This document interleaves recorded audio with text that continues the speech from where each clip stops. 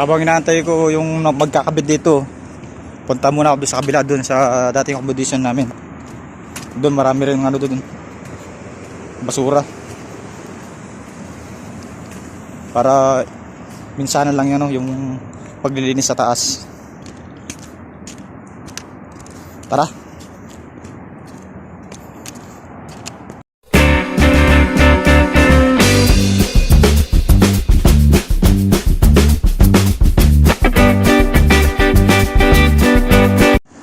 Good morning guys, 9 o'clock po ng umaga, October 3, araw po ng Martes.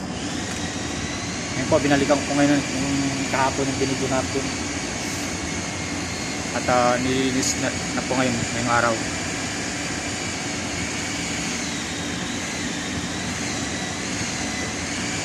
Para iwas sa bala na rin pagaling ba magtabisi tayo, magkaroon ng party sa baba. Kasi next week mag-start kami ng Huwebes. May party na naman ulit. Kaya pag halimbawa hindi namin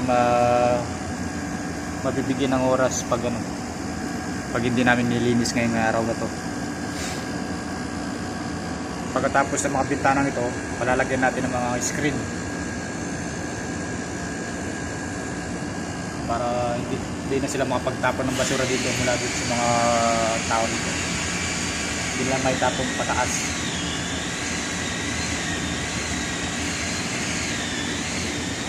Kasi di natin sila mahuhuli kung sino magtatapon ng basura dito eh. Kaya pinalagyan ko na ng screen, pati yun doon sa kabila.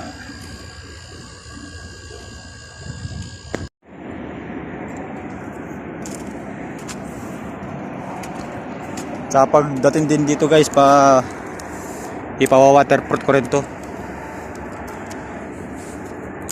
Natutuklap, no? Kasi ito naglagay kami ng waterproof dati. Halos mahigit isang taon na. Ganito sa tindi ng init dito sa Saudi Arabia eh, mainit masyado talaga. Kaya natutuklap ulit. Kaya papahiran ko ulit ng waterproof ulit. Kailangan talaga maintenance yung bubong. Ang dami ng crack, oh. Hindi naman sa tutulog guys kasi may insulation naman na foam to. Kasi para mapanatili yung yung strength ng insulation at yung waterproof. Tsaka iwas tagas na rin sa baba. Katulad dito guys, oh. Lumolobo. Kailangan mapahiran ng pintura to, yung yung waterproof.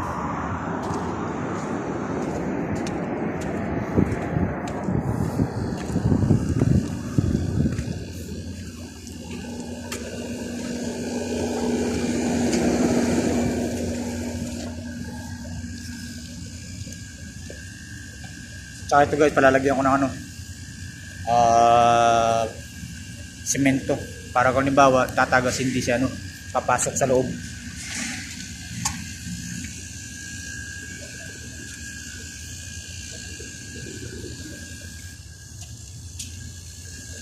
And guys, nalinis na lahat.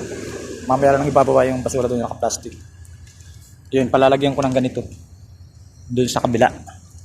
Tapos ito may slope to eh, para halimbawa may ng tubig, di sa didiretso doon, lalabas palabas, hindi sa papasok.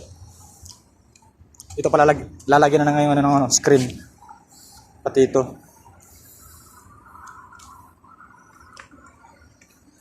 Paano sila makapagtapon ng basura dito sa rooftop.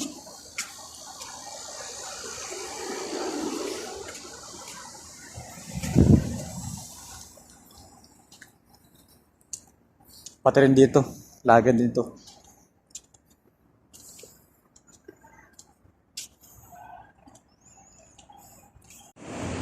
Habang inaantay ko yung magkakabit dito, punta muna ako doon sa kabila, doon sa dating accommodation namin.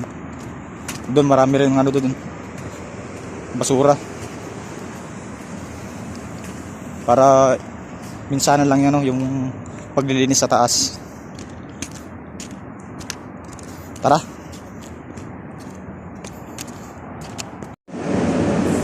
So guys, dito na ako sa accommodation namin dati. Ito, nag-i-start pa lang sila rito. Marami pa basura, ayun po. Hindi pa nila natatapos. Kakaumpisa pa lang.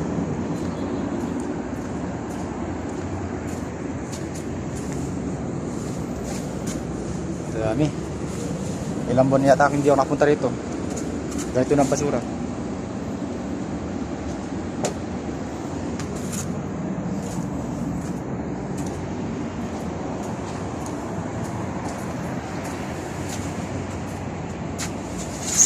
Ang dami.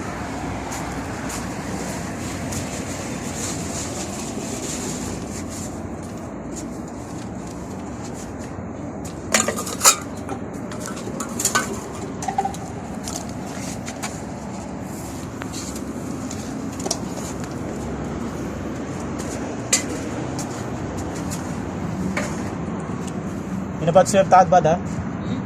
Down bad. Kulo check wad mar aro. Aro. So. Sem par.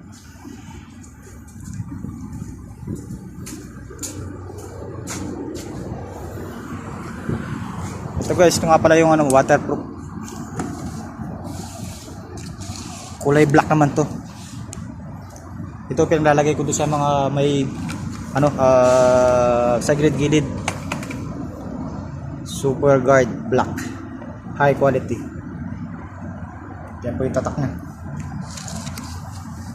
Ocean Tech Paints. Kulay black po yan.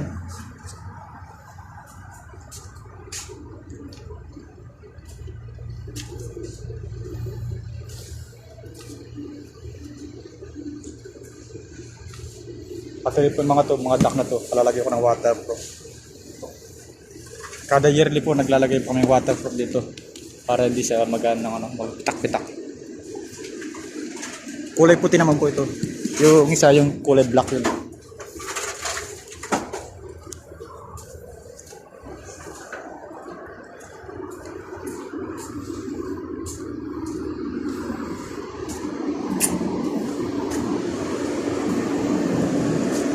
Ito yung sinasabi ko yung ano, kulay puti.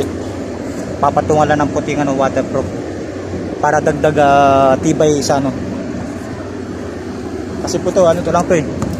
Yero lang to na binalot dito. Kasi daanan tong ano, mga HVAC ng AC. Ito po yung kulay black na sinasabi ko yung ano, yung timba. Waterproof dito naman sa gilid.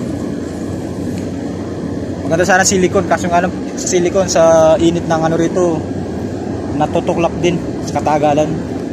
Yung waterproof papupunin ko rito. Disclaimer lang po guys, ito po yung para sa ano lang to, sa akin lang idea to.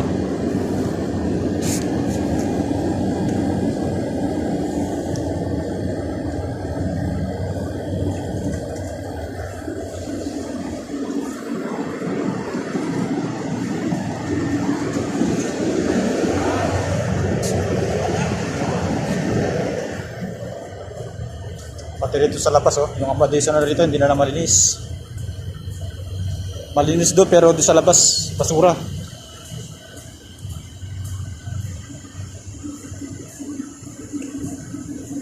Yan po guys, yan tapos na yung ano, na waterproof to. Kulay puti. Pero doon sa taas, papano pa yan? Ayun no, hindi pa tapos yung ano yung sa taas.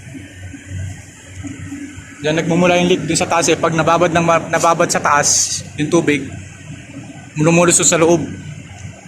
Ang tendency nun, lalabas sa dito sa loob. Papunta rito. Tapos dadaan, magmumula ng maglilik to sa baba. Ito paano ko rin to. Ito lang tapos. Pero sa loob hindi pa. Pero hindi pa ano to. Hindi pa approved to. Hindi pa okay yung pagka-water to. Saka ito pa, ano, lalagyan ko ng foam.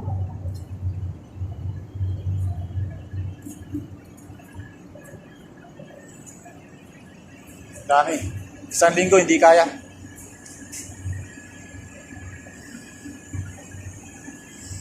Hindi magkantong magaga yung ano, mga duck dito. Dami.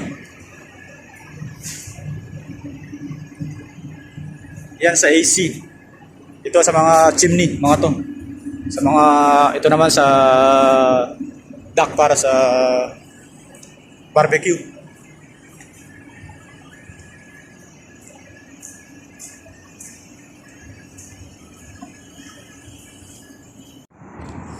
So yun guys, iniwanan ko muna yung ano doon sa kabila. Update lang tayo sa dito. So lalagay na lang ano, grill. Mahala ka. Guys. Hindi inshallah mapamuskil alin. Alin ma pinakabkat sa po.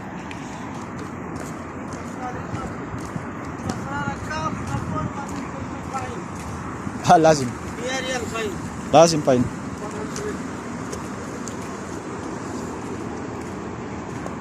Ayan po, lalagay na yung net. Yan po yung bakal na yung mga igaan namin ng ano, yung mga sira-sira, pinakumpuli ko lang. Pinatuwid ko lang para hindi masayang kaysa ibenta. Tapos bibili ng panibagong bakal. Yan ang pinagamit ko na lang.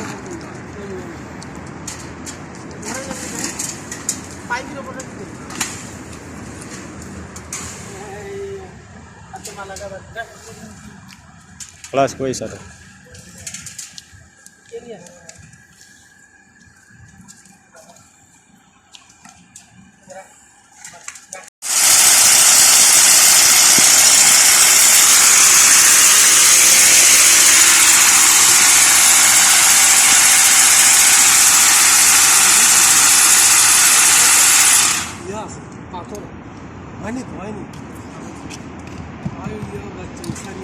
Maigil sa tani side. Bali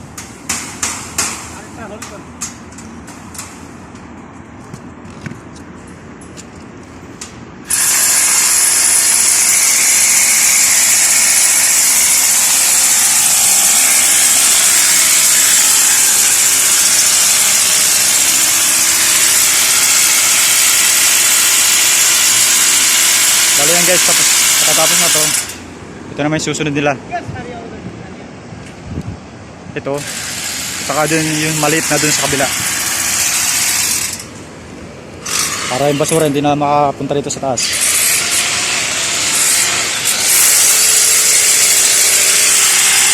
So yan guys, yun muna po yung update natin sa umagang ito sa araw ng Martes. God bless po sa lahat. Maraming salamat po.